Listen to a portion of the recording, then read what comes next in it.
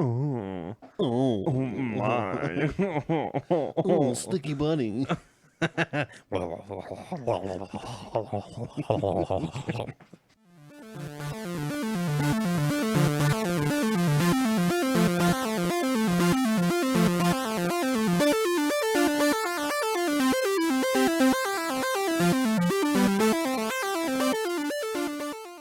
Hello, ladies and gentlemen. It's time once again for the Acts of Geekery podcast, episode 6. I'm Cory. And I'm Scott. And we're the Brothers Geek, here to bring you all the geeky stuff in the world of geekdom.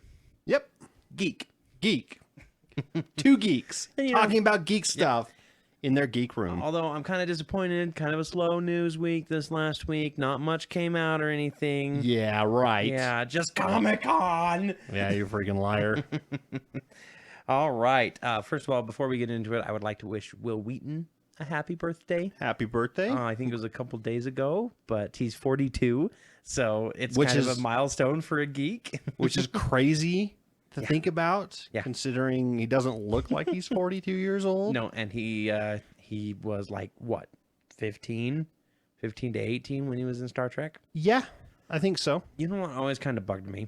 His character? Well, we know. I mean, It so even bugged him. Wesley, like, I was listening and I heard a clip from the episode where he comes back from the academy and, like, all the officers, Riker and Picard and everybody, throw him a welcome home party.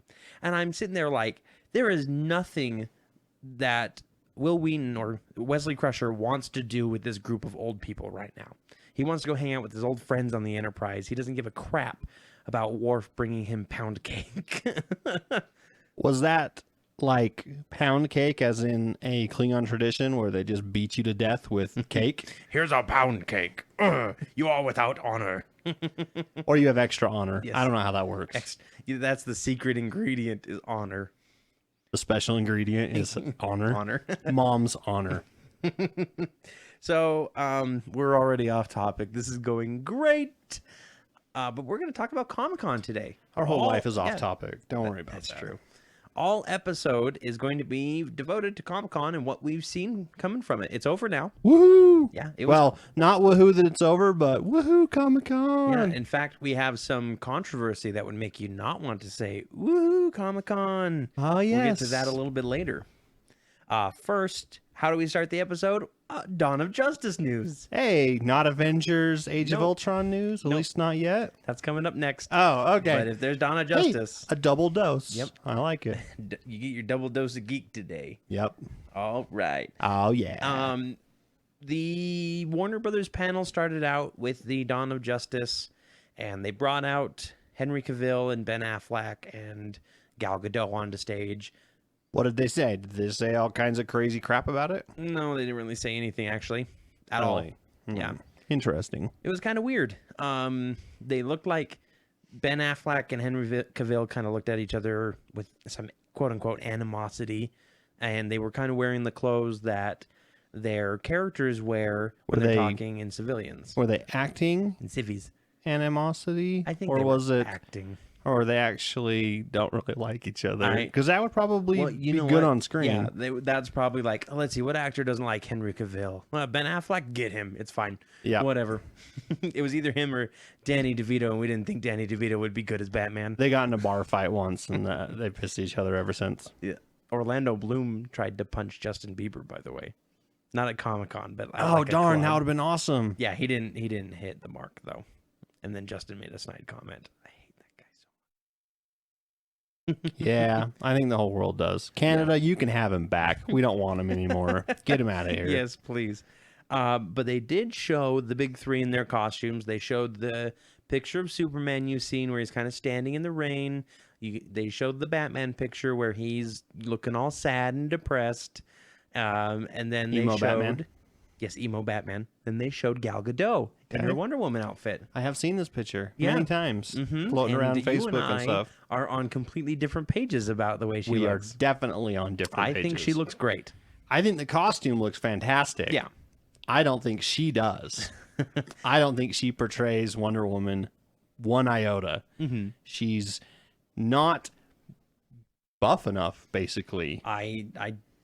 disagree. I don't think you need to have her looking buff if she's got super strength, as in superhero, magical, mystical voodoo strength. She doesn't have to be bodybuilder big. She just has to be in shape and muscle toned and stuff like that.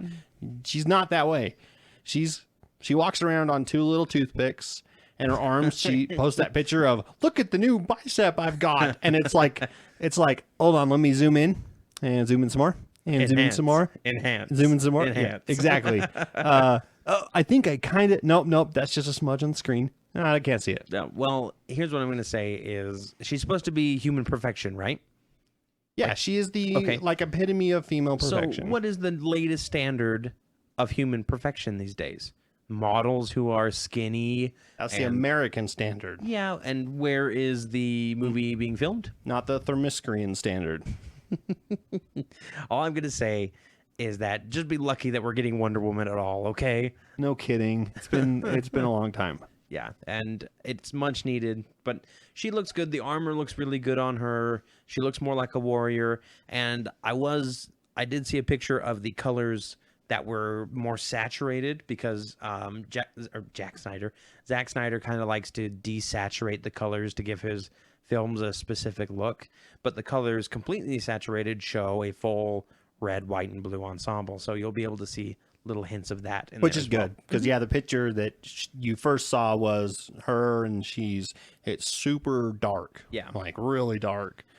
Her armor almost looks like kind of like a bronzy colored. Yeah, it's almost like a maroon. So I don't know, I think it looks great. I don't quite like the look of her hair, the way they have it, because the top was kind of flat. Yeah, it's kind of flat on the top, and it's really parted, so she doesn't have too much bang going on, and her tiara makes it look like she's even kind of balding up there. Yeah, it was weird. It looked like she just got done breakdancing, and all of her hair had been flattened on top and spun out from the sides of her head. I like that. Maybe, you know what? They better put that in the movie. She's fighting off some parademons, and she starts spinning and breakdancing and kicking them as she's spinning. Yep. But I'm going to say it's one picture. I'll wait for a trailer to come out. Wait, back to the breakdancing. Who lays down the beat for her? Cyborg. Yep. Big speaker comes out of his chest. Exactly. It doesn't even need to beatbox. It's not even Cyborg. It's just a big speaker on the side of the road, and all of a sudden it starts playing while she's doing this. And that's the appearance of Cyborg. And you just see, like, it zooms in, his eye appears, and it winks at you. This sounds like a terrible movie. Justice League 2 Electric Boogaloo. I'd watch it. Yeah, okay. They also showed a little bit of a clip for kind of like where Batman turns on the bat signal, and it turns out that it's pointing directly, and he's kind of wearing his like armor that he did in The Dark Knight Returns, where he's got like the full on I'm gonna beat Superman up armor. Okay. And the light shines on Superman, and Superman's like just floating there, and his eyes go all red, and he looks all evil and everything.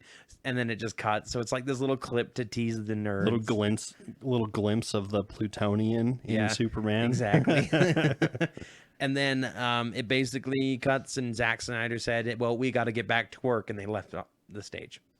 Dang it. Yeah. It would have been cool if they showed even more. Well, we are 2 years away from it. I think they're kind of holding back a little bit. That's true. They did have a huge influx of information come out recently, which I think hurt the Warner Brothers panel a whole lot to have their lineup revealed like it did. And we were wondering if they were going to like sit there and announce everything, even though it's already been out on the internet. Do we know if it got leaked? Was it a leak, or was it an official announcement from DC? It was leaked. Oh. Yeah. Yeah, so yeah, it probably did hurt them. So. They were probably like, crap, everything we were going to do for Comic-Con's already, messed up now. Yeah. But then we got to see the Marvel panel, and Marvel did some Age of Ultron stuff. All right. Here's our twofer. Yep. The cast came out on stage. When Hulk or Mark Ruffalo came out, everybody started chanting Hulk, Hulk, Hulk. Nice. And he's like, that's all people know me for anymore. Which he sounded a little dejected, but to be honest, I'm sorry. You get to be the Hulk. You don't get to sound like a dejected, whiny little celebrity. I mean, look at Lou Ferrigno. Yeah. He is still the Hulk, and he loves it. Like when he comes to Comic-Con, he plays it up. He does the Hulk yell and stuff. Like he loves that kind of stuff. So come on, Ruffalo, do it yourself. Yeah, and Edward Norton didn't really like it, and look what happened to him. Oh, you Yup. replaced him.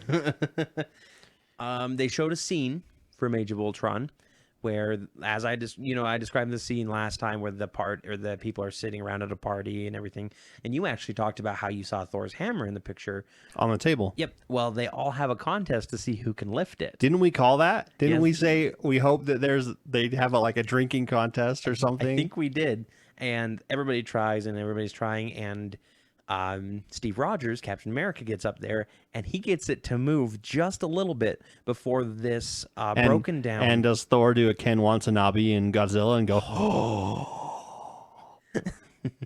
No, they don't get to react because a broken down Iron Man armor crawls up, and Ultron's voice comes out and says, "The only way for the Earth to finally be free is for humans to be eliminated," or whatever, Starting with the most powerful or something like that. Which leads into the fight scene. And so we got to see that. And then they were all talking, and Elizabeth Olsen, well, first of all, Chris Hemsworth says, "I like the new direction of the female Thor. I think that could be my ticket to the Oscar." That maybe could play a woman. Putting on a dress? Yeah, oh, he could gosh. play a I woman. mean, he's got the hair for it, Yeah, right? he's already got that. Thor Real. Strong enough for a man, but made for a woman. But Elizabeth Olsen was talking about Scarlet Witch, and she said that Which is there's- Elizabeth Olsen, the Olsen triplet. the Olsen triplet. You're just all about callbacks this episode. Yep. All right, cool. She says, though, that there's going to be magic now in the Marvel Cinematic Universe. Yay! Because Thor was not really magic. It was more science that we didn't understand. Yeah. And like he even says in the first movie, what you call magic, we call science. They're kind of one and the same for us. But I think one of the best tweets from that post was, "Oh, there's magic in the Marvel Universe now? How strange." We should journey into a mystery. Oh, I cannot wait. But then she also said, when she was talking about Scarlet Witch, she called Scarlet Witch a mutant. Boo! She got booed for it. We don't like Fox. No. They ruined it for Because us. they don't play nice with Marvel anymore. They would make so much more money if they did play nice. Yeah. I don't know. Whatever. It's just companies. They all want the money for themselves, and neither of them can give up a little bit. There was a huge Ant-Man panel with the Hall H Marvel Wait. panel. A huge Ant-Man? That's kind of like opposite. There was a small Ant-Man panel. There was a huge Giant Man panel. Yeah, that makes sense. All right. Grammar Nazi. First of all, like right when Comic-Con started, they revealed a poster showing Ant-Man in his suit. And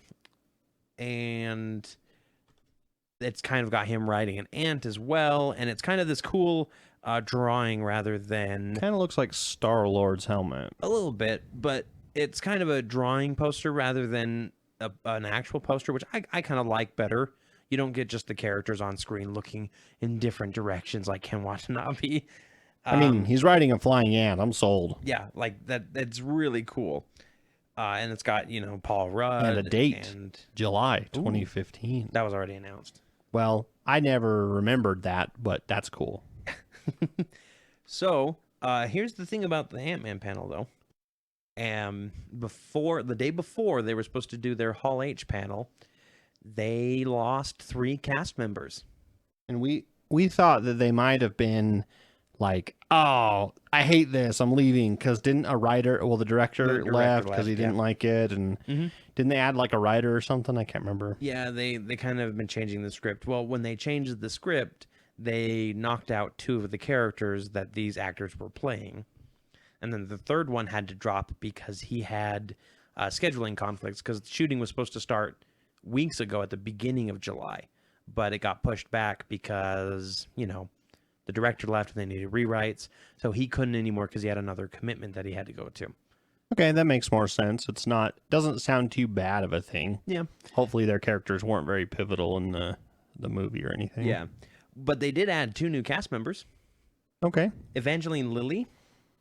Evangeline. Evangeline. Yeah, I think that's how they say her name. She is going to be playing Hope Van Dyne, which is Dine. Dine. Did I say Dime? You said Dime. Oh my gosh. Hope Van Quarter. Hope Van Nickel.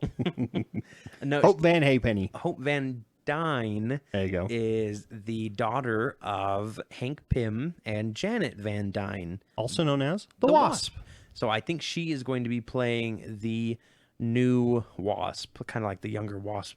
Maybe the person that the main character falls in love with, Paul Rudd's character. And then Corey Stoll, which you may recognize from such movies like The Bourne Legacy, Midnight in Paris, Salt. Or from the TV show House of Cards. Oh, he is a senator in it, Oh. and he plays a very important part in the first season. All right, cool. So Well, I recognized him right away as soon as I saw him. He's going to be your bad guy. Oh, he plays a good bad guy. Yeah. He's Peter something, and I can't remember what his name is, but he is Peter Russo. He's a very corrupt and bad senator. More corrupt than the Kevin Spacey one. Oh no, not at all. But pretty close. But he is going to be the Yellow Jacket. Okay, yeah, classic Ant-Man villain. Actually, also a classic Ant-Man character. Yellow Jacket was Ant-Man at one point. But he is going to play this character who takes over Hank Pym's company. And Hank Pym, played by Michael Douglas, is old, but he doesn't like the direction that it's going. So he gets New Ant-Man, Yep, Paul Rudd. new Ant-Man to come in and be Ant-Man. And I'm guessing that probably halfway through the movie, the leader of this company is like, well, I'll show him by becoming my own Ant-Man style. You know? My own. What's an enemy of an ant? A yellow jacket. Yeah, I guarantee it'll be something like that. My name is Bug Spray. Fear me. The only person that's ever beat Ant-Man. Then the panel ended after a little bit more talk from both Ant-Man cast members and Avengers cast members. It sounded like, Josh Brolin came on stage to talk about Thanos, and he had an Infinity Gauntlet on, and he raised it for the crowd and everything, which was really that's cool. what that picture was. I didn't recognize who that was. Yeah, that was Josh Brolin. Okay, cool. Yeah, and then at the end it just showed Guardians of the Galaxy, and then it had this weird tilt to the font, and it had 2 scratched on there. Nice. And then they announced the release date, which is set for 2017. Because I haven't even seen the movie yet, but based on the reviews and what everyone else has said from the 17 minutes of it in Comic-Con, Yeah. it's like one of the best Marvel movies they've ever made. Yeah, which I don't know what the current which is amazing rating on Rotten Tomatoes is. Which is amazing for a movie that, or at least for a comic series that no one's really heard of. Yeah, and one that you would not expect to do well at all, with a freaking talking raccoon and a talking tree that only says 3 words. Can you think about how that would work in any other movie except for a Marvel movie? Yeah, it's got a 90% critics and so far no rating for users, at least on Rotten Tomatoes. Because it's not out. Looks like it's comes out tonight, actually. Midnight. Oh, that's right, midnight tonight. And we have our tickets already for the IMAX 3D. Yep. Woo woo. We're so excited. We are very excited. So, moving over to TV, Agents of S.H.I.E.L.D. had their own panel.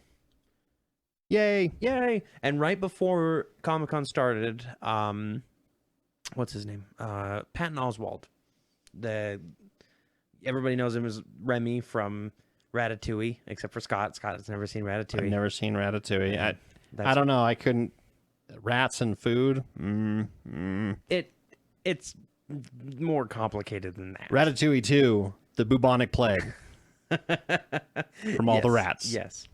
But he announced that Mockingbird is going to be a character on season 2. Oh, fantastic. She is another type of S.H.I.E.L.D. agent like Hawkeye or Black Widow. She's the Black Canary, pretty much, of without, the scream or whatever. She has a staff that can extend really far and pole vault her and things like that. She's cool. I like her. She's a top athlete. And we talked about Lucy Lawless last episode joining the cast. Yes. Well, now we know who she's playing. Okay, and who is that? She's going to be playing an original character called Elizabeth Hartley. She's just described as tough and wields a knife. Basically, she's a S.H.I.E.L.D. agent. Okay. Yeah. I kind of like that. Maybe maybe Agents of S.H.I.E.L.D. can go into the whole, introducing new characters that they could even, if they catch on, maybe they could even be put in comics. Which they did say that they were going to be making a Marvel comic for Agents of S.H.I.E.L.D. in the main Marvel universe. Oh, fantastic. It'll just be called S.H.I.E.L.D. and it's a bunch of like one-shot stories. I'll probably have to pick it up. Yep, me too. Actually, I'll let you pick it up and then I'll read it. Or vice versa. They also got Nick Blood, who I didn't really recognize from any other... Doesn't sound familiar to me. He's kind of an unknown actor. But he's going to be playing Lance Hunter, which is, in the Marvel Comics, the director of Strike. Now, Strike is going to be helping out S.H.I.E.L.D. in Season 2, as they run from the events in Season 1. Not much else is known about him. At least I didn't do any research on it, so that should be cool. And then they actually revealed the villain as well. Do you want to know who the villain is, Scott? I definitely do want to know who the villain is. It? Well, I mean, they've already spoiled it. It's already on the web. That's true. The Reed Diamond is the actor name, and he's going to be playing a character called Daniel Whitehall. Now, Daniel Whitehall also goes by the Hydra code name of the Kraken, who basically is the instructor for the school that trains orphan girls to be deadly assassins, as in characters from Hydra like Madam Viper. So we might see a Madam Viper coming along in here. Ooh, yeah, interesting. I'm kind of super excited. S.H.I.E.L.D. had a rocky start in the first season, but they've gotten a whole lot better as they've been going along. Yeah, and they got renewed for a second season. I heard it was kind of touch and go for a minute there on the renewal because of their ratings not being the greatest at the beginning. But now that they have Captain America, but now that they have been renewed, I have a feeling they'll have the same budget. Maybe not as many episodes. I think there's like 24 first season. They might only have, say, 18 in the second season. Well, or something. they are going to be doing a mid-season break and introducing the Carter Hall miniseries. Okay, yeah. Which I have a little bit of news on as well. Ooh. Did I say Carter Hall? Yeah. I did, didn't I? Yeah, you did. Agent Carter. Agent Carter. First agent of S.H.I.E.L.D. Peggy Carter. Peggy Carter. The director... Petty Carter. Petty Carter. The directors of The Winter Soldier, who did a bunch of Community episodes and things like that, they're going to be directing a couple episodes of this miniseries. Oh, good. Maybe they'll be pretty good. Is it going to be on TV? Yes, it's going to be just a miniseries. I think it's just running during the winter break for Marvel. Okay, probably like 6 to 8 episodes or something like that. Yeah, and at least it won't be online, because online's great, but a lot of times it's hard. It's hard to go and try to find it on their stupid website and go find each episode and things like that. Yeah, and we're not quite where we need to be with web-based series yet. Yeah, definitely not. Right in the middle of the podcast. Open a freaking can of soda. Twice in a row. All right. Is it going to be a recurring theme? I think so. Your callbacks are yours. My callbacks are mine. Okay. We're going to give away a prize. You just have to let us know when you hear the soda can opening. Wait, we can't.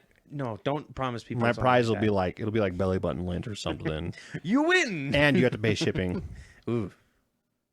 It wouldn't cost very much, though. Just be like one stamp, because you could fit a lot of lint in a letter, and it wouldn't. You could fit a lot of lint on a stamp. That's true. You could just stick it to the stamp. just drop in the mailbox. And I also know that the first Captain America director, the guy who did The Rocketeer, is also thinking about directing the 4th episode of the series, of the miniseries. Lots of good news. Yeah. There's a lot of stuff coming, guys. I know it seems like we're getting close to the end of the news, which, well, you can't see the screen, but I can.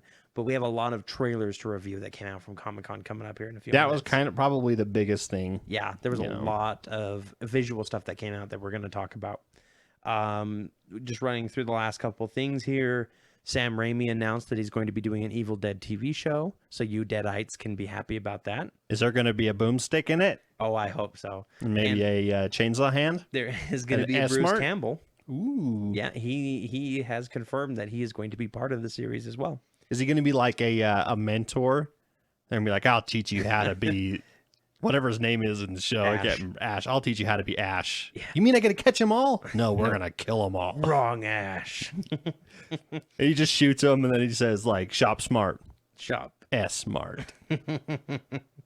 You've never seen that, and I love how you know the quotes to it. I have too seen it. You have? I have. I did not know you had seen. I have seen it.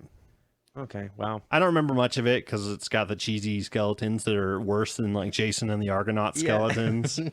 So I have a hard time remembering stuff like that. Yep. Sam Raimi also announced that he is going to be producing the movie adaptation of the video game The Last of Us. Never played it. Neither have I. I get such good reviews over it. This is a zombie game?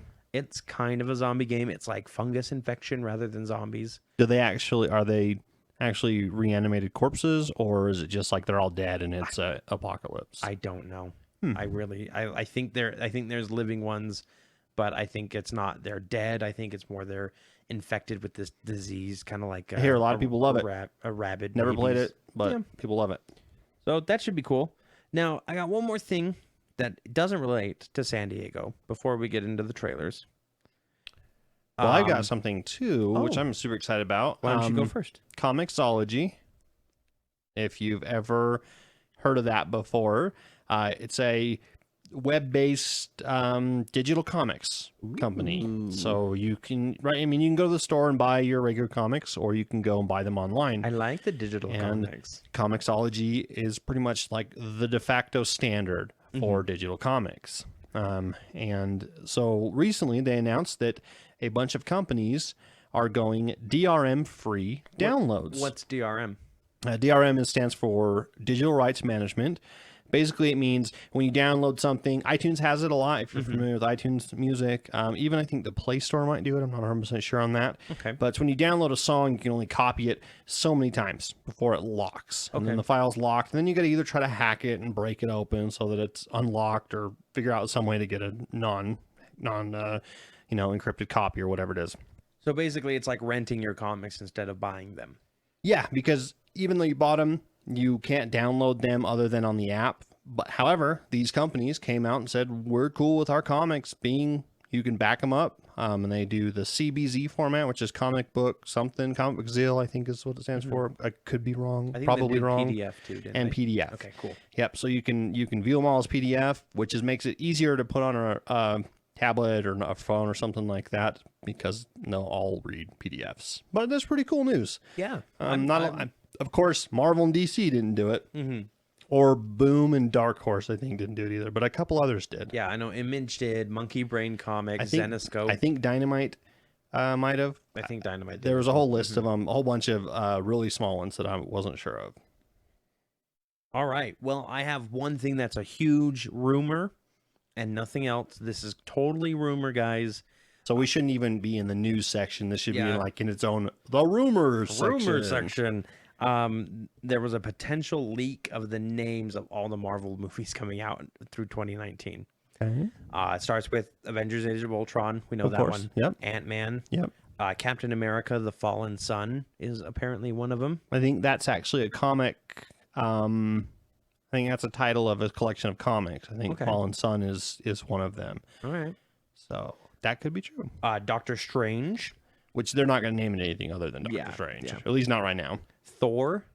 Ragnarok. Awesome. This is one of the ones I was excited about, because Ragnarok is the end times for Thor that ends up happening and then restarting everything, basically. Like, it restarts the world. Like, Ragnarok doesn't actually end everything. It just pushes it back to the beginning. Interesting. It's weird. Yeah. It's Norse mythology. Guardians of the Galaxy 2, War of Kings. I'm not sure. It'll probably be a big war between all the different empires and stuff in the galaxy. Spartax and yeah, all those different ones trying to fight it out and try to gain control of whatever. Black Panther in 2018, which is kind of exciting.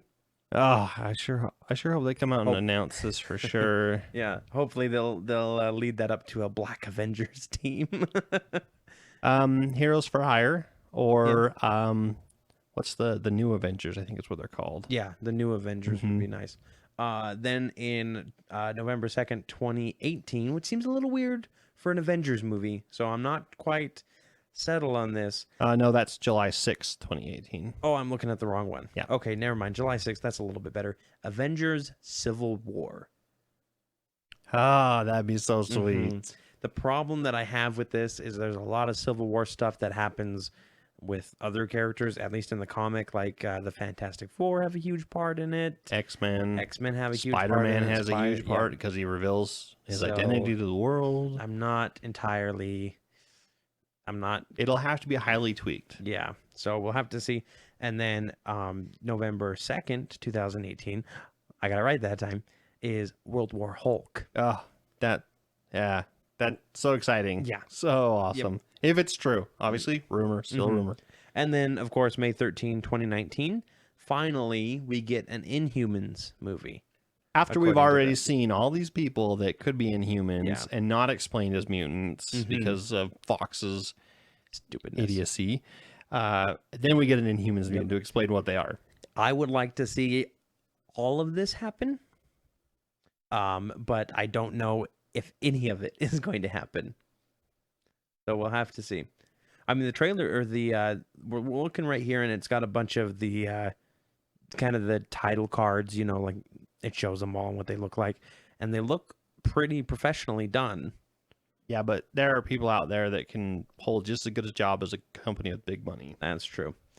And then I did hear one other thing about if you're a big World of Warcraft fan like I am, they had the Warcraft movie at a booth, not like the full movie, but they had A booth kind of with posters and things like that. and things like that. And then they showed a little clip of it in one of the halls. And I didn't hear anything about this, but from what I understood is it kind of fell on deaf ears, maybe deaf ears or not excited ears. Like people saw it and they weren't that thrilled about it. It's been pushed back so much and been hyped up so much from Blizzard and from everyone that's wanted it. Plus, their World of Warcraft is no longer the juggernaut that it used to be. It's still got a lot of players, but it's not, 13 million strong. It's only like 6.5 million now. Yeah. So they've lost more than half of their subscriber base.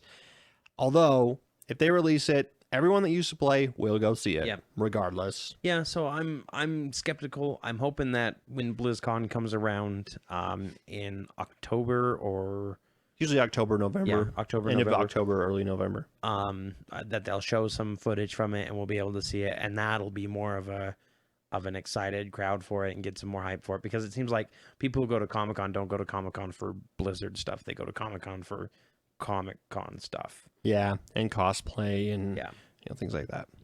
So that's what I have for San Diego Comic-Con news. Now it's time to talk about Salt Lake Comic-Con and San Diego Comic-Con and the controversy that's going on. Controversy, you say? Yes. It's not like this hasn't been on every news channel for the past week or so. Yeah, no kidding. Well, right in the middle of Comic-Con, Salt Lake Comic-Con came out and said that San Diego issued them a cease and desist order, basically saying they can't use the name Comic-Con. We've trademarked it. It's ours. Yeah, so I found out more about that. So anyways, Salt Lake Comic-Con drove their Comic-Con car out to San Diego Comic-Con, and they wanted to park it nearby, get a bunch of people that are at San Diego Comic-Con that want to come to Salt Lake Comic-Con and have them take pictures in front of it and things like that. Kind of just do some promotional stuff. Yeah, San Diego Comic-Con said, no, you are not allowed to put your car anywhere within a mile of the convention center. Which they can't really do that. No, but, Salt Lake Comic-Con was like, okay, fine. That's cool. We'll go park it at our hotel and we'll do stuff there, which was miles away. Fine. So then they did the whole, cease and desist crap. Come to find out that San Diego Comic-Con does have Comic-Con trademarked. However, it's Comic-Con, whereas there are something like 50 to 60 other Comic-Con conventions that are all around the country and even around the world. But they use Comic Space Con, and San Diego tried to get that trademark, and the trademark patent office, whatever, said, no, you can't do that. It's just two words. Yeah, it's Comic Convention. You can't trademark the words. Yeah. You can't trademark, you're fired either, Same kind of premise. The only reason is San Diego Comic-Con is doing this is they are scared. Oh, they're terrified. Because Salt Lake Comic-Con was the second largest Comic-Con opening ever, and the third largest ever. Yeah, so you've had San Diego Comic-Con's the biggest. I thought it was the first largest opening. First largest opening, third largest total. Yeah. And because New York beats us. Because, I mean, they obviously got more people. But so... For now. Yeah. Salt Lake Comic-Con decided they were going to fight it. I mean, they talked to their lawyers and everything, and they are going to set the precedent so that other conventions that are smaller don't get bulldozed by San Diego Comic-Con. Yeah. And just you wait. A couple years from now, maybe San Diego won't be the big con that has all the previews and everything. It'll be Salt Lake. Oh, it'd be so awesome. And we got in on the ground floor. Yep, and we'll be able to hopefully get pre-tickets before they get... oh, yeah. Yeah. They better start doing something like that if they're going to be doing this big of a deal. But going to Salt Lake Comic-Con. Good news. Yes, we've got more guest announcements. Woo woo! Woo-hoo. And they'll keep rolling in all the way until like the day before, probably. Actually, I believe the day of last time we got our Stan Lee announcement. Yeah. Yeah. The first person that they added the first person we'll talk about is David Morrissey. You may remember him from The Walking Dead as... Isn't he that guy that plays in that band?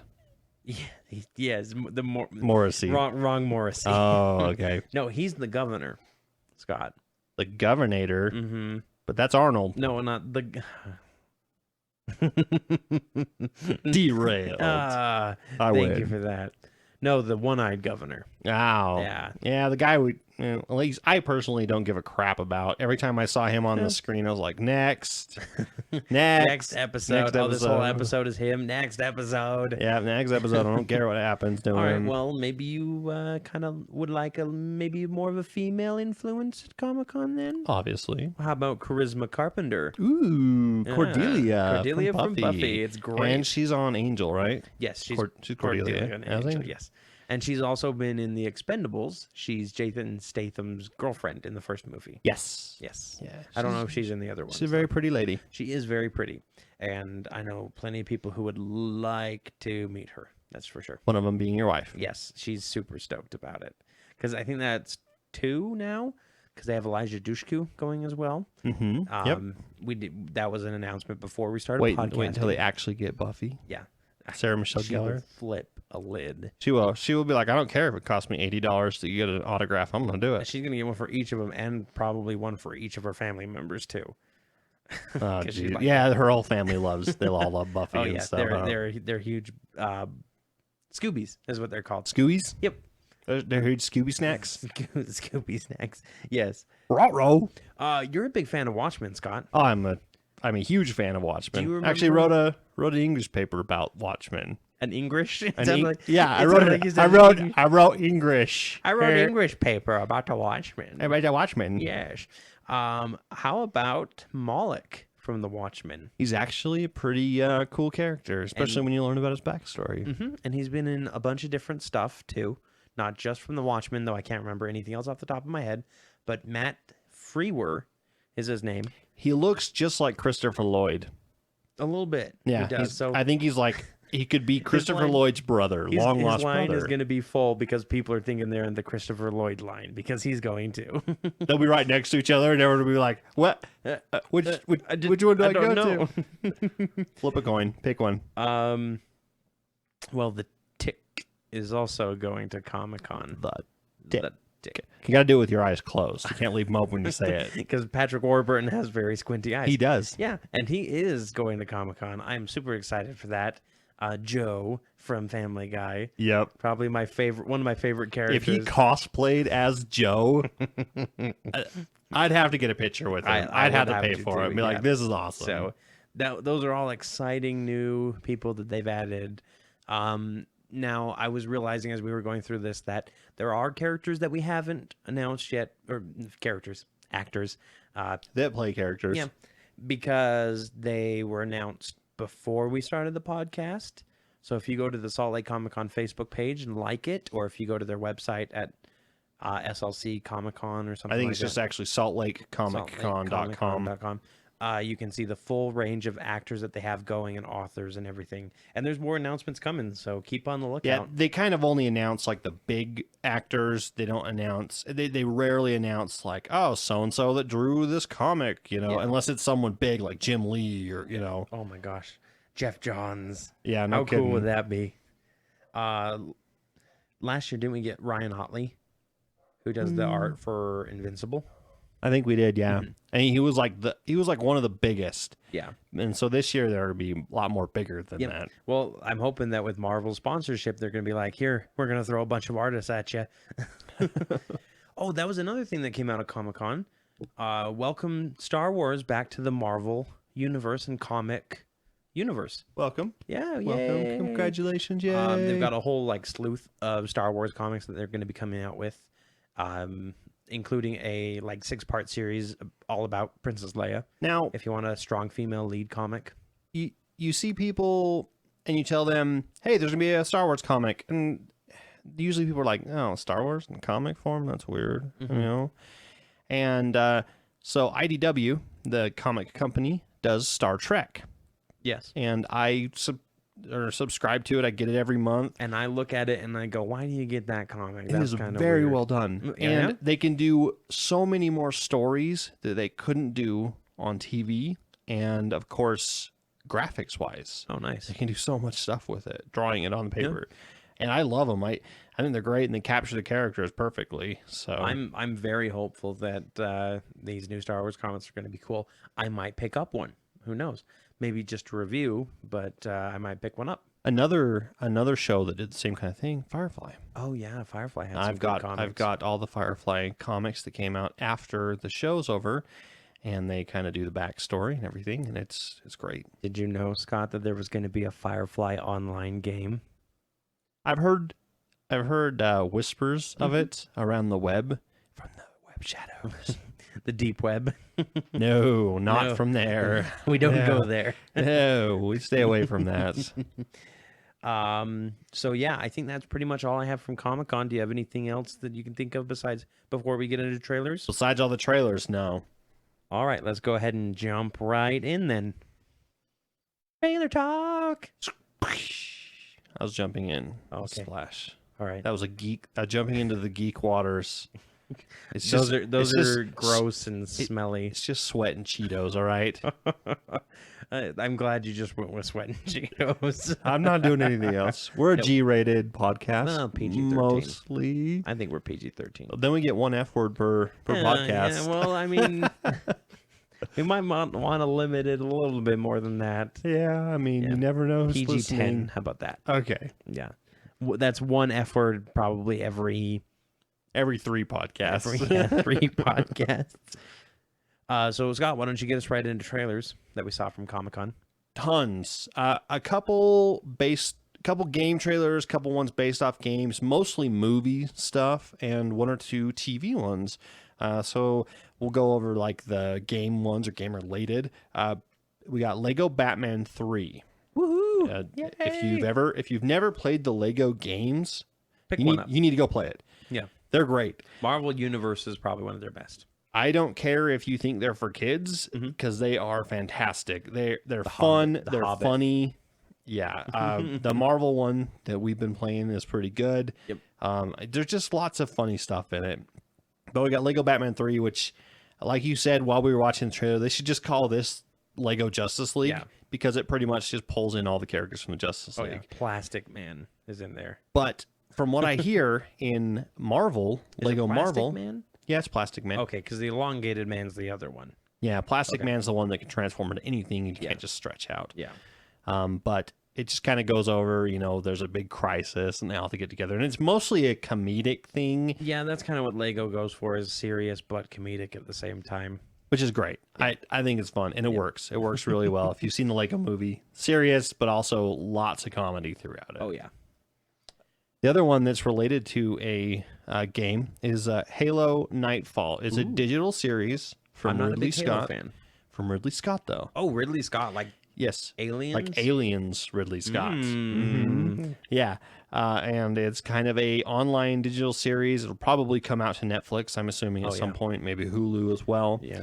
And it just is kind of a bunch of stories about the Halo guys, most Spartans. I think Ridley Scott can pull off Space Marine style TV shows pretty well, I think. I'd like to think that Ridley Scott's played Warhammer 40K before. He could do Space Marine, sure. What else we got, Scott? We got TV. We got Arrow Season 3 trailer. I love Arrow. I love making fun of Arrow. I should clarify that. Yeah, you like Mystery Science Theater 3000 it. Yep. Yeah. 3000ing. You can't 3000ing it. You can't say that any good way. No, you really can't. But I love it. It's actually pretty good. It really is. It's got a lot of good storylines and stuff, but we love making fun of it. It's just so like dramatic and over the top and everything. So, and like we always joke, there's like 15 minutes of superhero action and 30 minutes of drama, soap opera action, or 30 minutes of checking stuff on my phone is what I like to call it. Until I poke you and say, "Hey, Deathstroke. Hey, hero. Or, hey, hero. Hero." Okay, cool, awesome. So there's that. You can go check that out. You can find all this stuff on YouTube. It's all available on YouTube. You got to see Brandon Ruth in that trailer as the Atom, Ray Palmer, which is the Atom. But yeah, so that's pretty cool. It's kind of interesting having him walk up and you're expecting like Clark Kent from the Daily Planet. I'm here to report on Starling City and everything's been going on. No, he's like, I'm Ray Palmer. I'm Ray Palmer. And I'm like, you're not Ray Palmer. Go get back in your Superman suit, you jerk. Now, the next one we got is Walking Dead, Season 5. Season 5. If you have been watching The Walking Dead, this seems to be most of the people I know, they watched it for a while and dropped off. And I don't know if that's because they got bored, because some of the seasons were not the greatest. You know, they weren't. Season 2 was kind of a drag. Season 3 was kind of a drag. Season 4 was kind of a drag. Well, but the weird thing is, like, Season 3 picked up near the end. Yeah. Same with Season 4 near the end. It kind of picked up. Yeah, and, they amped it up for the next season. The fifth one looks, and I hope this is true, because trailers can totally mess up your mind when it comes to things. I hope there's a lot of action in this and a lot of zombie killing and.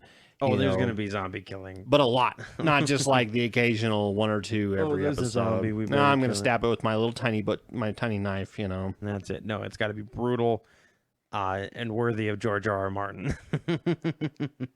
They're like, he's a consultant now on our show. But you know what? As soon as, if George R.R. Martin gets a consultant on any project, I am going to fear for the lives of every character involved with that project. You already should with The Walking Dead. Well, that's kind of their MO in the comics. They won't kill Rick. Well, no, there's always the one protagonist, mm-hmm. a protractorness. There's always one protractorness that usually stays alive for the majority of the series, which in this case is Rick. Can you name one that you think like you could say for certain will survive through the entire thing with Game of Thrones? Probably Tyrion, maybe Jon Snow. Are you sure about that? Like, you have to be 100% sure. You can't be 100% sure. He hasn't even finished the books yet. Yeah, well, I mean, that's the thing is, like, that's the thing about Game of Thrones is with The Walking Dead, you can go, Rick is going to survive. And Daryl. Because Daryl doesn't exist in the comics. And everyone loves him. Yeah, all the girls' ovaries explode when he walks on screen, which I don't know why. Girls, you may think he's attractive, but guess what? He hasn't showered in 3 years on that show. Like, you don't want to get anywhere near that. Even when they're in the prison, it looks like he did not use the shower facilities. No, he's a hick. He goes out and like rolls around in cow poo and stuff. Yeah, it's not. Yeah, it's not none of them on there. Are, like when Maggie and Glenn, hook up and get together, I'm just like, ooh, no shower. Ooh, gross. You would not survive a zombie apocalypse. No, I'd be like, I've been 2 weeks without a shower. That's it. I'm killing myself. Bang. And you're like, this shower's Wait, we have plenty of water. The power's still on. I can't take bath. No bath. Gotta have a shower. Gotta have a shower. The other one, a couple others that we saw, which this one got me really pumped up actually for the show. I don't know why, but it did. Gotham. You know, I watched the same trailer you did, and it kind of didn't really thrill me as much as it did you. I've read a lot of the Batman comics, and I've been reading more and more recently, and just seeing a couple little quick hints and stuff. That's pretty good. Yeah, I think it has potential, but it's just really weird when you're trying to think, like, when you see Gotham, you're like, oh, it's going to be superhero-y, and you watch the trailer, and it's like, no, it's not going to really be superhero-y. It's more just going to be police drama. I'm excited for the guy who they got to play Bullock, though. That guy's pretty cool. Yeah, he's from... I think he's from Grounded for Life is the show that it was. Yeah, you're right. He was the dad on that. Yeah, and I liked him in that. Yeah, so he's Harvey Bullock. I hope that he gains a bunch of weight. Yeah. Because Harvey Bullock in the comics is a big fat guy. He's always... He was also a boxer, though. He's also... This actor is also Johnny Cage's friend in the first Ghost Rider movie.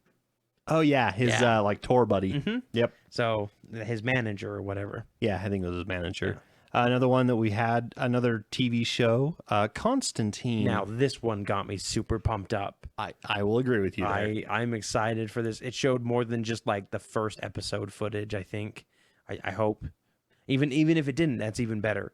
Like, if this is still all first episode stuff, it's going to be great. Because it looks really scary. Like, if you want primetime television equivalent of, like, American Horror Story, this is where you're going to go. I think this would be freakier than American Horror Story, actually. I've seen a couple episodes of American Horror Story, and I'm like, this is supposed to be scary? You saw the second season. The second season is not scary. Okay. I'm not really easily scared. I've watched many horror movies that it was like, you're going to be so freaked out by this. And by the end of it, I'm like, oh, I need to go take a nap. Well, it's just because you look at your phone more than anything else when you're watching a movie. I'm not a big horror fan. Yeah. Not really. So that was all. That's all I saw for TV. I couldn't remember any others. I can remember one for you. The Family Guy Simpsons crossover. Oh, yeah. Which looked extremely funny. So they released 5 minutes of footage from a Simpsons Family Guy. But Scott, that's like a fourth of the episode. Hold on. Okay. Hold on. All right, I'm holding on. 5 minutes of a Simpsons Family Guy crossover episode that's actually going to be double length. So it's going to be an hour long rather than half hour long. So it'll cover the Simpsons block and the Family Guy block. Yep. And so they're teaming up. You got the Griffins from Quahog heading into Springfield. Who all the Springfieldians think are albino. Yep, because I guess, Homer and them they're all yellow. And Griffins are pink. Yeah, and the Griffins think that all the Simpsonites are... they have, what did he say, gonorrhea or something like that? No, he said like hepatitis. Hepatitis, yeah, because they're all yellow looking.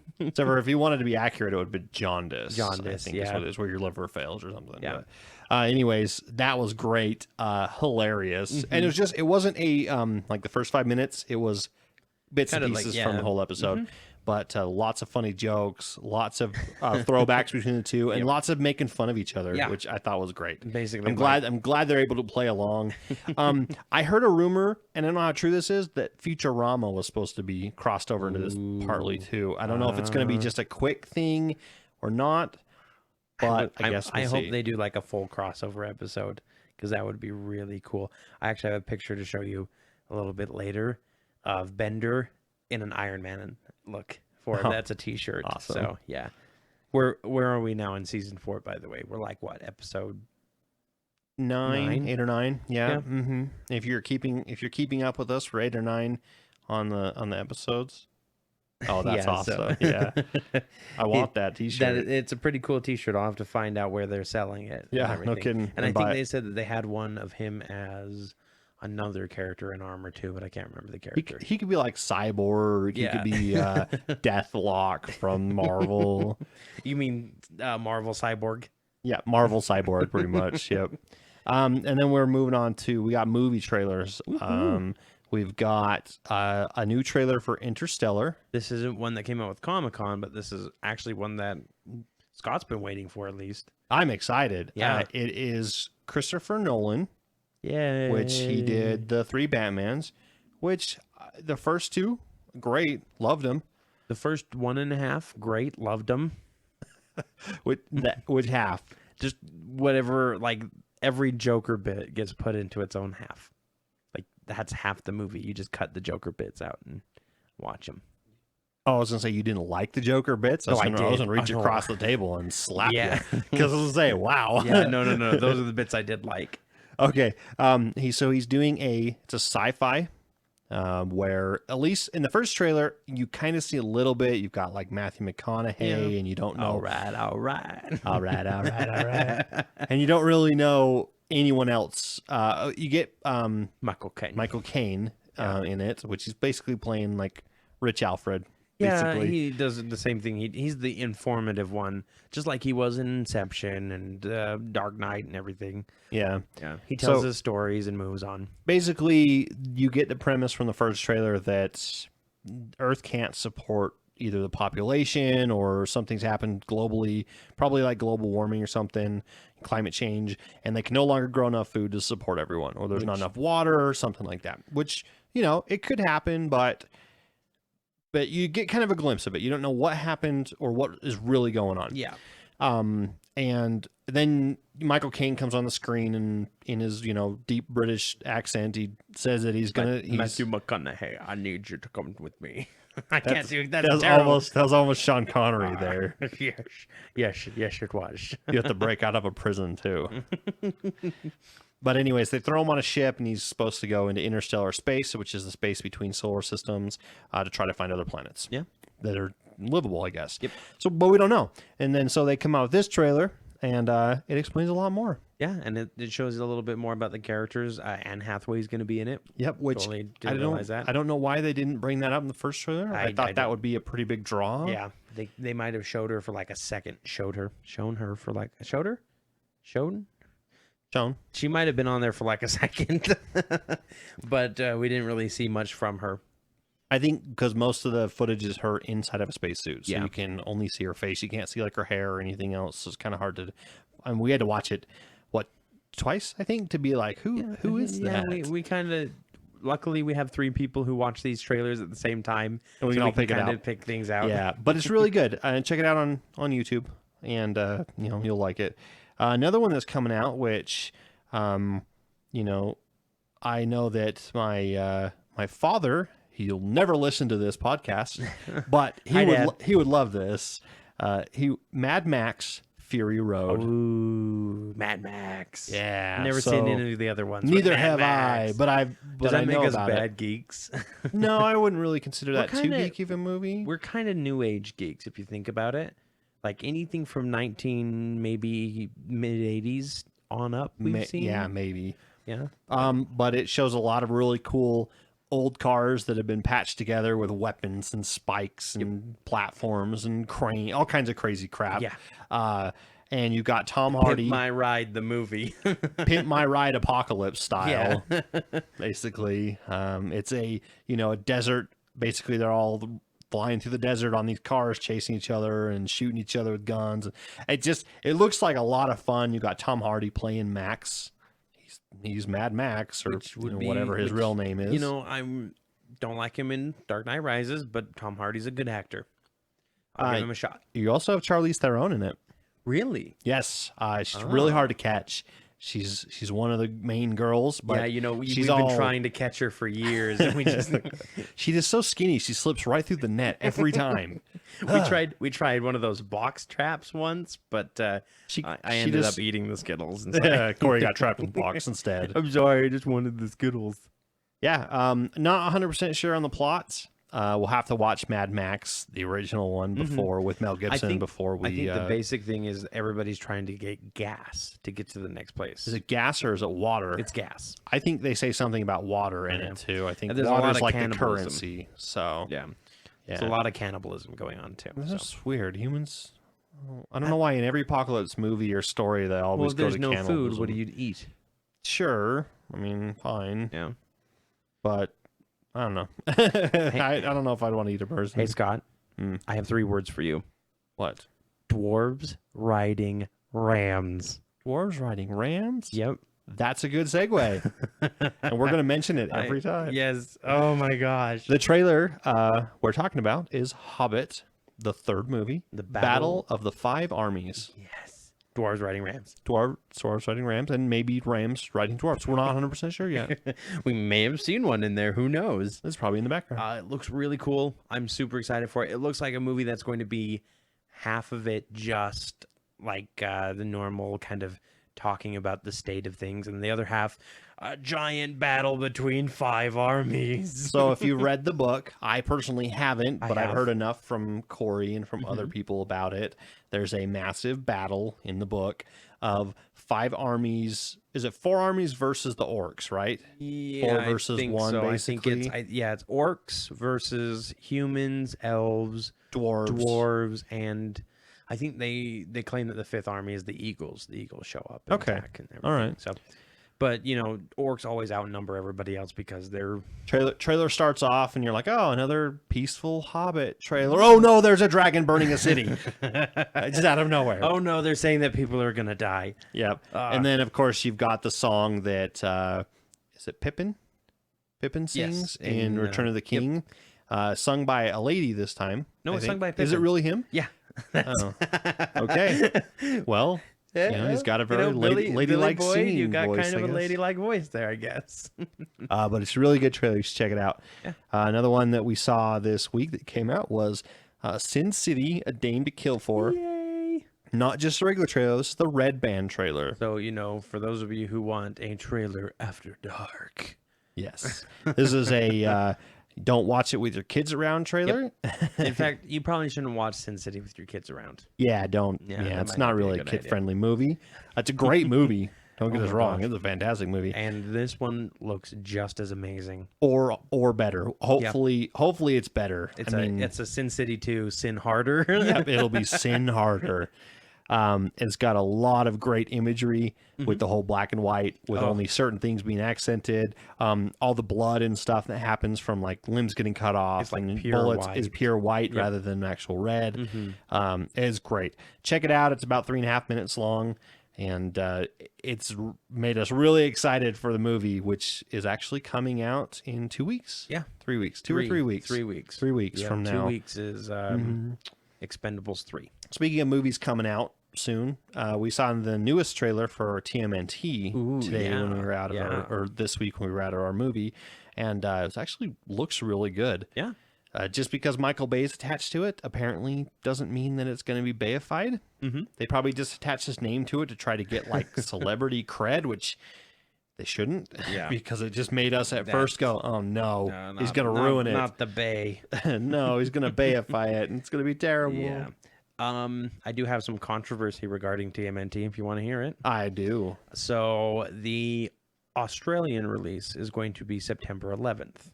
The day, that day. Yeah, 9/11. Okay. And they released a Twitter thing of it saying, go see the TMNT on September 11th. And they posted a picture of the turtles jumping down from an exploding building. They did this completely by accident, but Twitter exploded. Of course it did. As the internet always does, saying that they were insensitive and everything. They took the picture down, of course, and they've deleted the post. Okay, and all people. First of all, they're Australians. They didn't get attacked. We don't. I mean, how many of you guys know the actual dates of the London bombings? Yeah. Or anything like that? I mean, I don't know them off the top of my head. I'm sorry. I'm not in London. Doesn't mean I'm insensitive to it. No. And because I want to post our podcast on that particular date, and London freaks out, okay, I apologize. I'll move it to a different date. And they did. Yeah. Like you said. I don't really consider it too big of a controversy.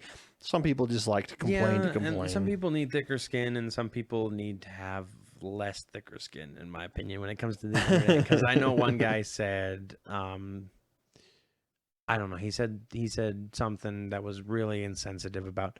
Oh no, he was talking about he's like it makes you wonder, where were the turtles on that faithful day? And it was like, okay, buddy, you're worse than the actual post was. Yeah. If you think that this is a big deal, though, please feel free to email us, and we'll give you the email at the end of the podcast, and you can tell us how wrong we are. We'd love to hear it. Or right, if you agree. Either way. We got.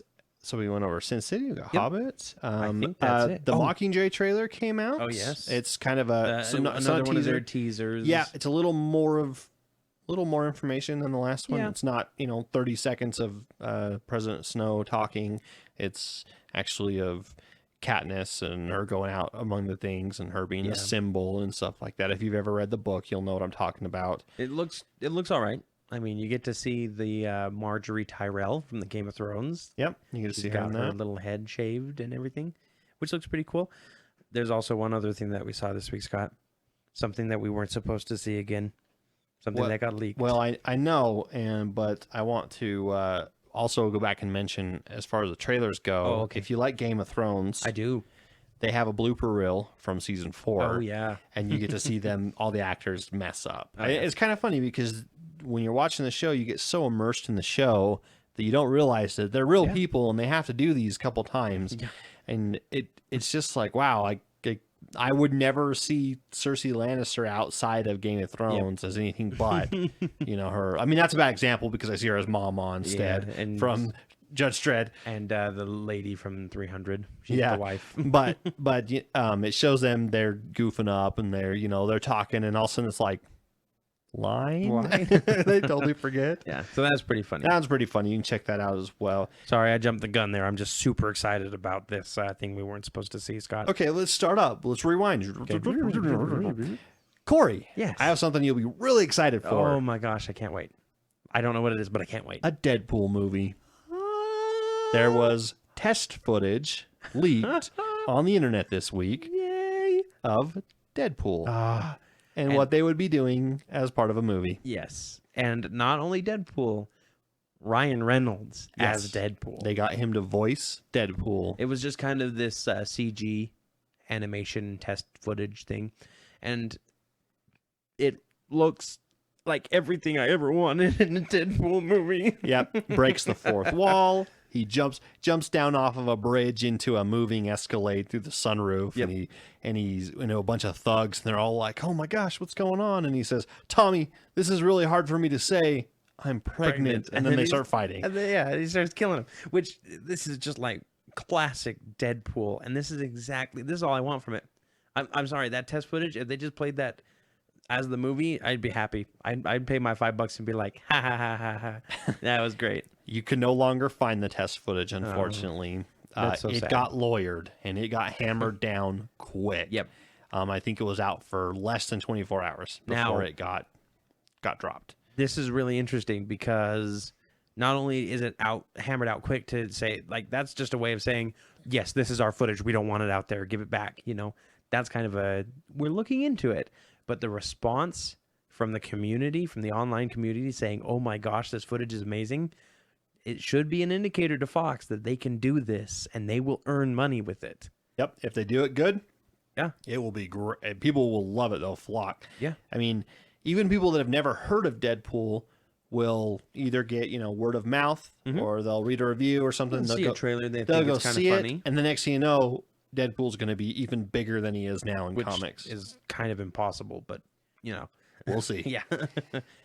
All right. That is all the trailers I saw this week. A ton of them. Oh, we did see the 50 Shades Grey trailer, Scott. Yeah, we did. We finally saw it. Well, it was in a movie that we were watching at the beginning. Meh. It doesn't look good at all. I mean, his last name is Grey, from what I get. The main character or one of the main characters, and 50 Shades of him, which means he's got multiple personality disorder. He really needs to go see someone about this. Yeah. And stop doing things to certain women. Did you know the origins of the 50 Grays of Shade? 50 Grays of Shade? Yes. Do you know the origins of the books? 50 Shades of Earl Grey? Yes. Picard, we're looking at you.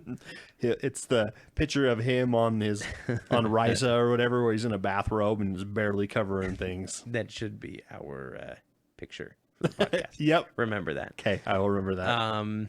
No, 50 Shades of Grey was originally born as a fan fiction for Twilight. That when the author found out that she had a really good book and everybody was saying, make more, she changed the characters around and turned it into her own book. It's a basic love triangle story without any of the vampires in it. Yeah. that makes me want to see it even more now. Mm-hmm.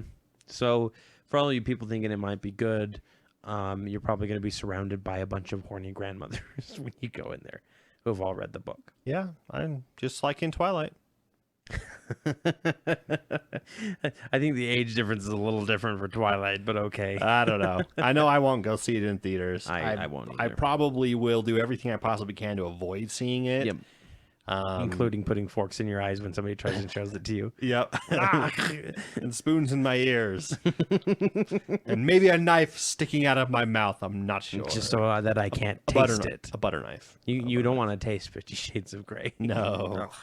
Yeah. This sounds bland. Yeah, Sounds very it really bland. does, doesn't very it? boring. All 50, I 50 know Shades is my of boring. gut says maybe. He's from the neutral planet on Futurama. Yes. Tell my wife hello. Hello. All right, Scott. We went and we saw not one but two movies this week. This is like double dose. Yeah. This is a double dose episode. Yeah. We got twice the news, twice the trailers, Get ready twice to the down geek, your medicine. twice the pools of sweat and Cheetos. Yay! Sweat and Cheetos. It's like blood, sweat, and tears, but it's just blood, sweat, and Cheetos. No blood though. Okay, I just don't want to get hurt.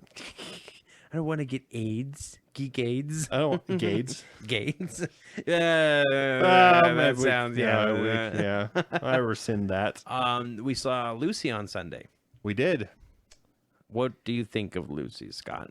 Well, initially, I gave it a little bit higher rating than I'm going to give it. Okay.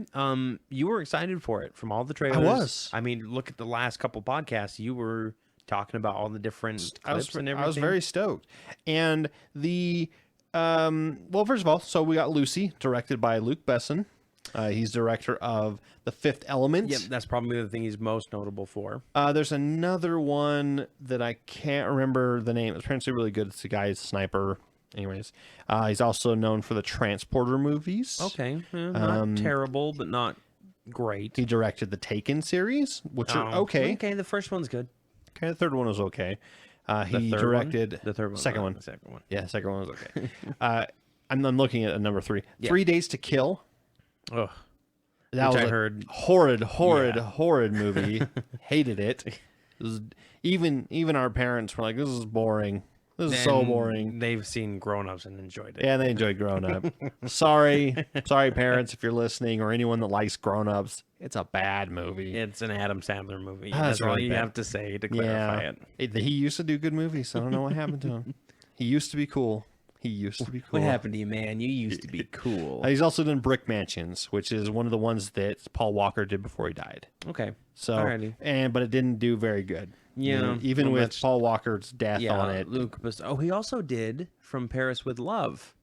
Oh, that's right. Yeah, which you thoroughly enjoyed. I really enjoed that one, actually. I haven't seen it yet. I think we're seeing a trend here. Luc Besson likes Paris. Because half of these movies or more, Luc Besson, half of these movies or more end up in Paris. Yep, including Lucy. Yep, including Lucy. She starts out in Taiwan and does her stuff. Lucy, played by Scarlett Johansson. Scarjo. Scojo, actually, I think is what they call her. Which she did great. Yeah. For what she was given. For the plot of the movie and stuff, she acted great. I mean, she played her part perfectly. There were times that I wanted to laugh, not only at her performance, but just at some of the stuff that they were doing in general. Not because it was funny, but because it was like, oh, that's kind of cheesy. Yeah, that's kind of cheesy or weird. She's also co-starring along Morgan Freeman. Morgan Freeman. He's a scientist. Morgan Freeman. Morgan Freeman. And he doesn't talk about Chameleons. And also Min Sik Choi, which is the bad guy. Okay. He's a Taiwanese, or I think he's a Taiwanese actor. Anyways, he's a bad guy. He's been in a couple other stuff, but he's kind of like your token Asian guy. Okay. Asian mobster, basically. Like James Hong, when you need an old Chinese guy, he's like it. When you need he's the go-to. Chinese he's mobster. the go-to guy. Okay. So that's pretty much it. The other guy that really was in it was the police officer, the French police officer. Don't know his name. left zero impression on me whatsoever through the whole movie. Except for the weird part where she kisses him for no apparent reason. Yeah, it's strange. Because she's lost all of her humanity already at this point. Well, don't get into too many spoilers. I mean, it's still a movie. Oh my gosh, a girl character kissed a guy character. Huge spoilers, people. Well, so the movie doesn't ever play that up in the trailer, so I guess that'd be kind of a spoiler. But anyways, the synopsis is she gets drugs put in her, and she gets kind of beat up, and they kick her in the stomach where the drugs are, and they break open, and they get into her system. And it's supposed to unlock the full potential of her human brain. Which the fact that we all have the full potential of the human brain kind of dampened my viewing of this show. It's based off of the old flawed 10% theory, which first started out as you only use 10% of your brain at all times. Then it started off with you use every part of your brain, but only 10% in chunks. Well, they've done all these tests and studies that found out that you do use almost all of your brain all the time. It is a very, very highly developed organ, and it's being used all the time. There's not 10%. There's not any unlockable potential, so it's right there. It's based off flawed science and flawed things from years ago.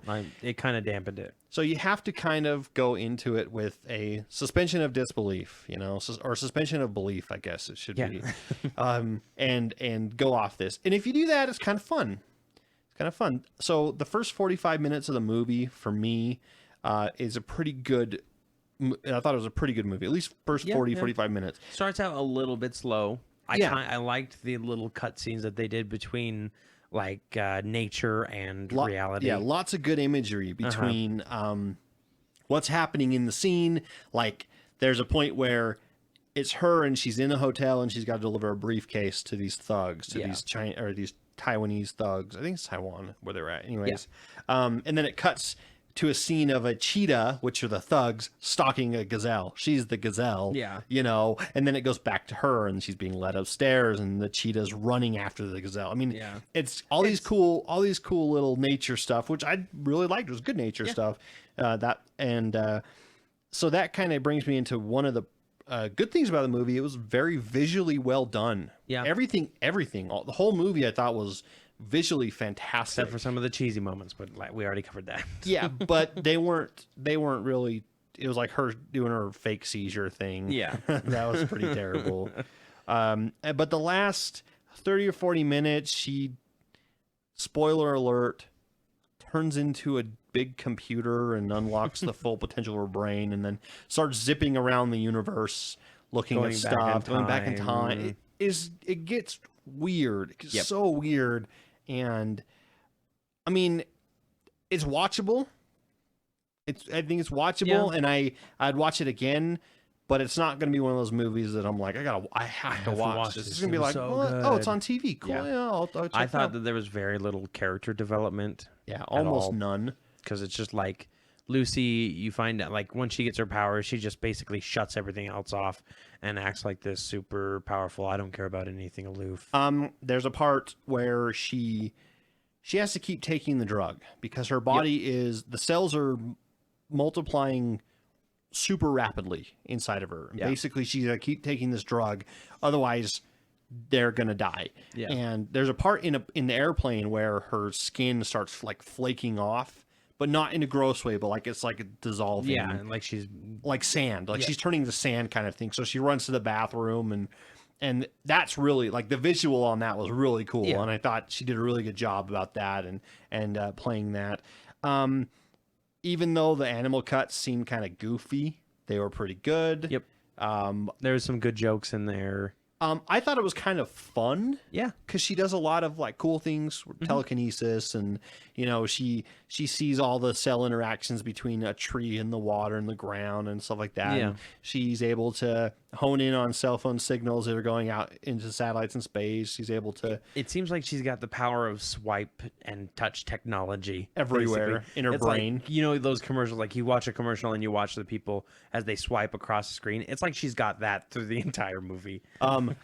At the very end, there's a badass looking flash drive. Yep. you look into it and it looks like you're looking into a portal into space. And no matter Yeah. which way you rotate it, it's got stars and stuff in it. It I looks want really one. cool. That's I do- really yeah, cool. I do too. That's a good pro to the movie, I guess. It's got a good flash drive. Like you said, it started off really slow. Yeah. Got pretty up. quick in the middle, Yeah. and then slowed way down at the end. One of the problems that I had is you get into these scenes where you think you're going to have an action scene. Like, oh, yeah, Scarlett Johansson's going to kick some butt. And then, nope. He just lifts everyone into the air and walks underneath them while they can't hit Or her. makes everybody fall asleep. Yeah, makes them all fall asleep. Yeah. Which makes sense from a practical standpoint. If you've got that power, why go in and expend all this energy punching and kicking when you can just wave your hand and they all fall asleep? Yeah, but it's not as cool. No, and a lot of people won't like the lack of action. Yeah. There's not that much action. There's a lot of gunfighting going on, but it really doesn't go anywhere on that part.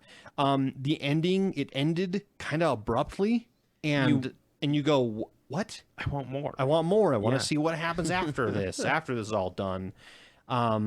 It kind of reminds me of other movies, other sci-fi movies, but not that they're bad. I'm trying to explain how to honestly It's kind of like 2001 a little bit, to be honest. Yeah, it's kind of reminds me. It's more of a thinky sci-fi than an action sci-fi, Which is probably why it got bad reviews. yeah. A lot of people don't didn't. like the thinky stuff. No, so not even the critics who think they do. thinky sci-fis. You've got like Transcendence.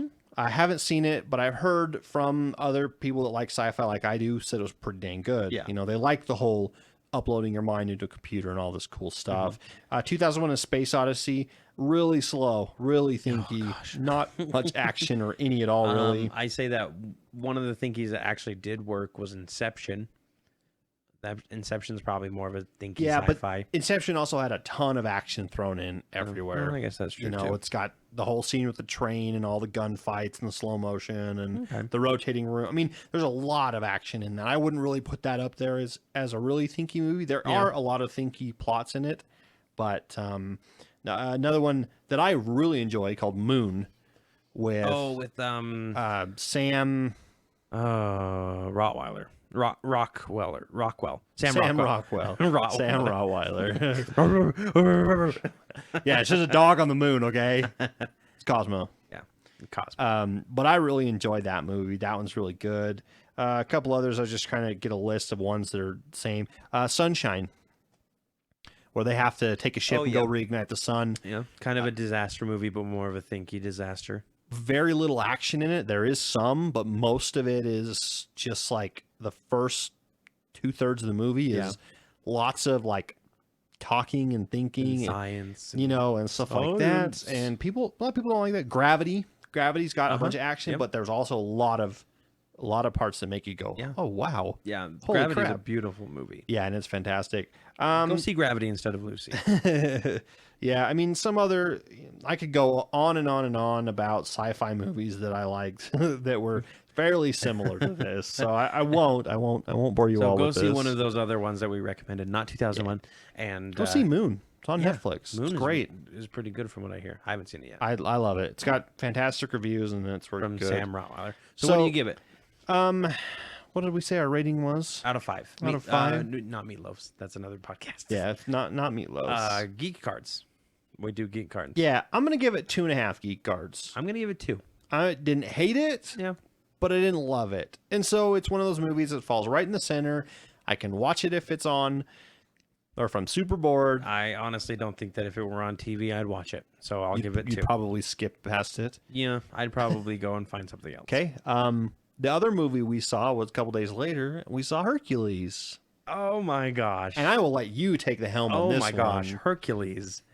First of all, everything that you saw in the trailer is nothing compared to what there actually is. Which is why I'm very disappointed in it. Oh, you're disappointed? Yeah. See, I think it's really cool. They don't really explore the mythos of Hercules. They talk about him defeating the Hydra, and they show like him actually fighting the Hydra, him fighting the giant boar that's one of his 12 labors, and the big lion with impenetrable skin and stuff like that.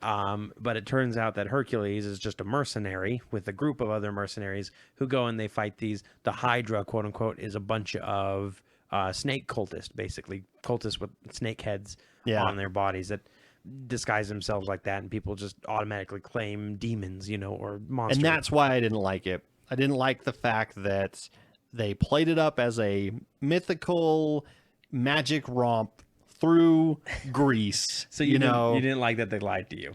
Pretty much. Yeah. They trailered me. It's not completely unmythical. Hercules does have strength that you wouldn't be able to see normally. True. He is much stronger than a normal human. But he never really claimed to be the son of Zeus. They just kind of stuck him with that title, and he went with it to become famous. And they explain along his he did do 12 labors for his king, basically. They explain that on the way he picked up other people along with him, and they helped him out, and they became like a little band of mercenaries. It basically became your classic D&D adventure party. Pretty much. You've got Hercules as your fighter, your big defender guy. You've got his little nephew as their storyteller. Like, he tells all the stories about Hercules and everything. He's their bard. And then you've got an Amazon, and which, by the way, she's not that buff, but she kind of looks good, even though she's way more buff than Gal Gadot. Good rhyme, by the way. We set that up pretty well. But she's got a bow, and she's really good with it, and it's got blades on the end of it. It's cool. She's their ranger. They pick up a Spartan, which I was like, oh, he's a Spartan. So is he a really good warrior? Well, no, he basically uses daggers and throwing knives. He's their rogue, basically, which is really cool to call him a Spartan. And then they pick up a guy who doesn't really speak, and he's got just 2 battle axes, and he makes noise, but it's lots of yelling and screaming. He's their barbarian, basically. He runs around hacking he at berserks and goes into rages. And then they've got their old grizzled priest of the gods who's seen his own death, quote unquote. And which is played by Ian McShane, by the way, who was popular on Deadwood, and he's been in, like, I think, Machete. He's Tai Lung from Kung Fu Panda. He's the villain, and he's in Hot Rod. If you're a big Hot Rod fan, he's the dad. Yep, he's Hot Rod's stepdad. Yep, and he's kind of their cleric, and basically they get recruited by a noble, played by John Hurt, to save their kingdom from this marauding lord and John Hurt. Yeah, who's been in Hellboy. Yep. He was the director of the Paranormal Hellboy's dad Institute. Yeah, basically he's a big professor. He's also Ollivander from the Harry Potter movies, the guy who sells the wands and everything. And he's Crazy Space Guy from Contact. He's really rich. Okay, I've never seen Contact. You should. It's good. Okay, there's a lot of movies that I should have seen. But basically, he trains their army for him and everything, and it's a really cool plot. It's not really that original. It's very action movie. You get a lot of good fight scenes in it, and I loved it just for the simple fact that it was like I could literally see the writers have just sat around and said, "Okay, we're gonna do a Hercules themed D&D game."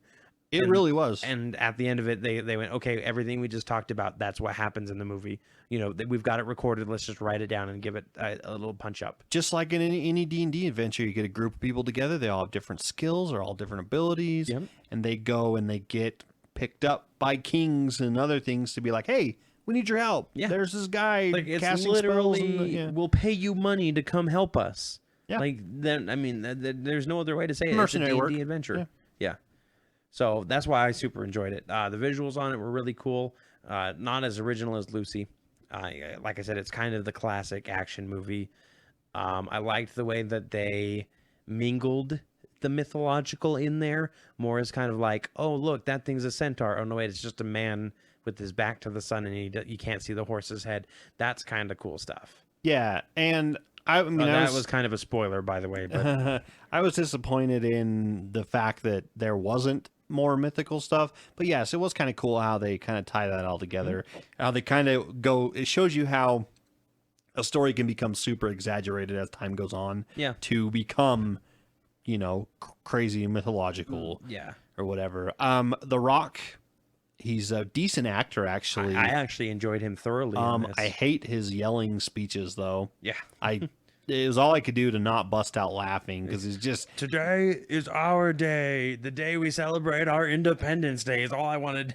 That's pretty much he very generic. Looks goofy, and yells kind of goofy. When he's like pissed off and just brooding. Yeah, like he does really good in that. One of the actors who's his friend is the guy who plays Count Adhemar from The Knight's Tale. And through the entire movie, I was expecting... He's the Spartan, and I'm expecting him to go evil the entire he's the movie. rogue. The rogue, yeah. He's the rogue. Yeah, he's the rogue. The Spartan rogue. That's such a cool... Like, how is that not a cool concept? Oh, I'm a Spartan. Oh, so you got your shield and your sword and your helmet. No, no. Daggers. I'm in the shadows. Yeah. Trust me.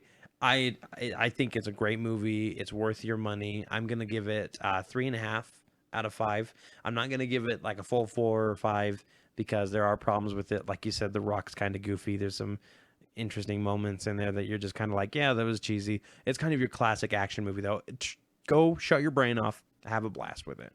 I'm going to give it 3 out of 5. Yeah. Yeah, it's better than Lucy. I liked it better than Lucy. I thought it was more entertaining. That's all I can ask for. But there were some goofy parts in it. I was a little disappointed with. If they had the mythological stuff in it, I probably would have given it a 4. Yeah. If like, all the things they talked about, like centaurs and things like that, if that would have actually been true, at least in the movie, I would have been like, yeah, this is pretty cool. Because I went into the movie with that mindset of, all right, I get to see Hercules. Basically, I went in with I'm going to watch the Disney Hercules live action. Yeah. I'm going to watch him fight Titans. He's going to throw lightning bolts as he, like all kinds of crazy crap like that. But it didn't. He's just a very strong person. He does flip over a horse with one hand, though, which is pretty impressive. Yeah, he and that's just The Rock. That's not even like the Hercules. Yeah, like he did that himself, guys. All right, next week you can look forward to our Guardians of the Galaxy review. Finally. I'm gonna go ahead and predict 5 out of 5 stars or 5 geek cards for me. yeah. I hope that we are not disappointed. I really all this hype is kind of getting me worried that it's not gonna live up to the expectations. But who knows? We'll see. We're gonna go watch it 3 days from when we record this. If you hear this at the beginning of episode 7 of our podcast, then you'll know that we were sorely lied to. Yeah, but I think we won't be. No, we'll probably be like, just a lot of squeeing. The entire episode. A lot of geek squeeing. I'm gonna record and just play it in a loop the entire time in the background while we record the show. Do we have time for picks of the week? Yeah, sure. Okay, so my pick of the week this week is another podcast. I know you should only be listening to ours, but if you're looking for kind of a fun little radio program that you can listen to, the Red Panda Adventures from DecoderRingTheater.com are amazing 30-minute superhero noir adventures.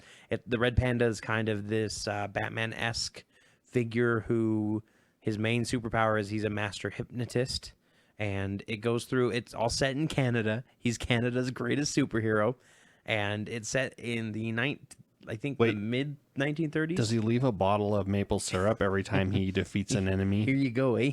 There you go, eh? Sorry for the punch.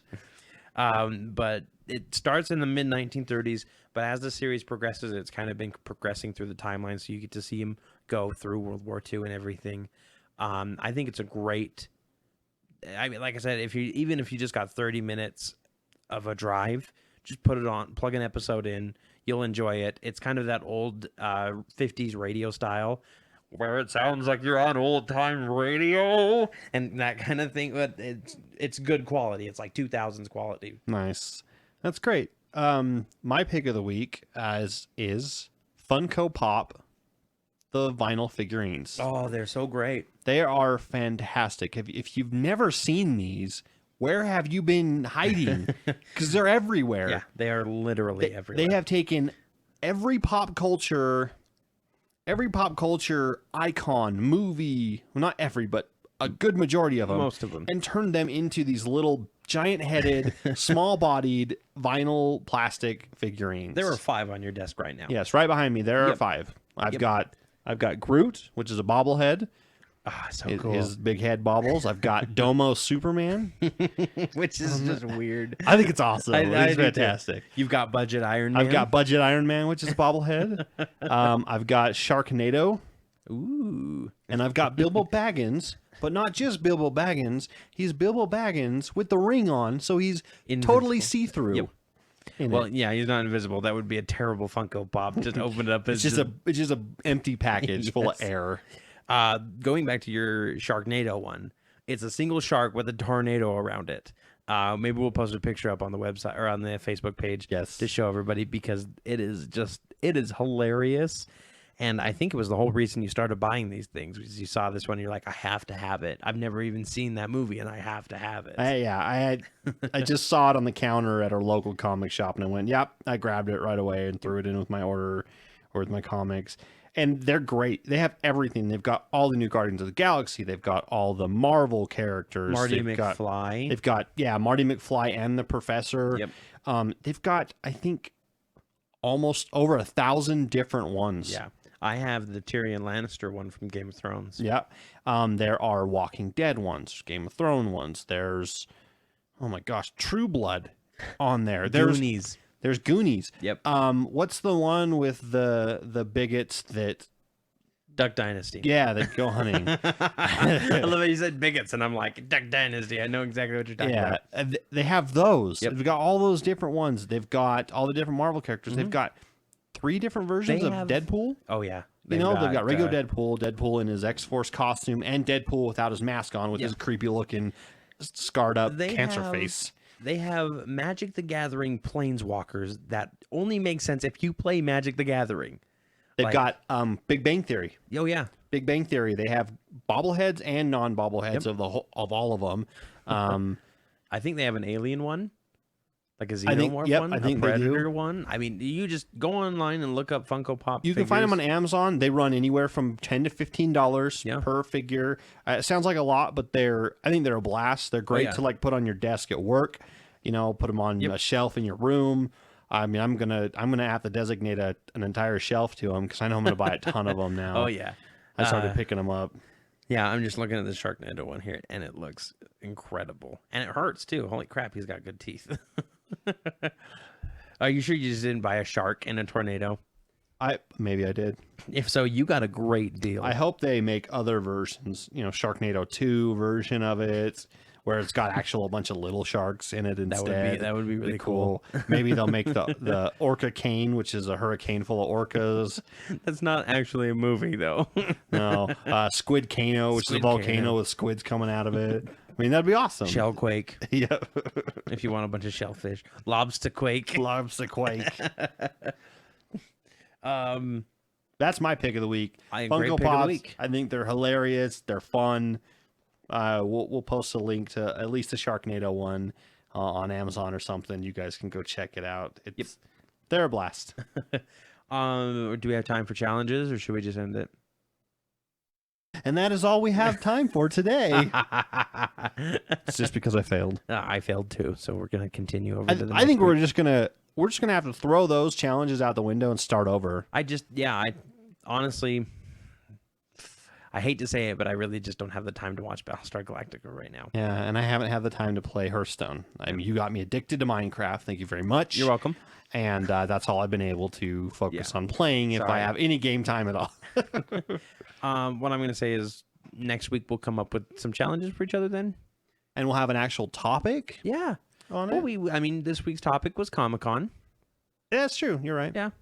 It was mostly like news. Yeah. Comic-Con news. If you have a challenge for us or any comments or questions or any topic that you'd like to see us discuss on the show, you can send an email to actsofgeekery@gmail.com. I love that idea, actually, of user challenges. Yep. Something like, watch this on Netflix and give us your response. Or maybe one episode, though, not 2 or 3. Yeah, we'll start with one. You only get one. Everybody gets one. Everybody gets one. You can also post it on our Facebook page, facebook.com/Acts of Geekery. Any of our posts will do. You can go to our YouTube page and put it in the comment section at youtube.com/Acts of Geekery. Yep. And you can also hit us up on Twitter at Acts of Geekery, and that is all ACTS, not AXE. I don't know if anybody's gotten confused on that yet, but if you have, send us an email to the wrong email first. Send it to both. Yep. I'm gonna go. I'm gonna go register the other probably one just- in case. Just in case. Well, that was there's all your Comic-Con footage. If there's a lot more out there, though, go check it out. Like, go find any more Comic-Con stuff that you have. There's not enough to cover it all in our hour and 40-minute podcast. Yeah. So I'm Cory, And I'm Scott. and you have been listening to Acts of Geekery. Keep geeking out. See ya.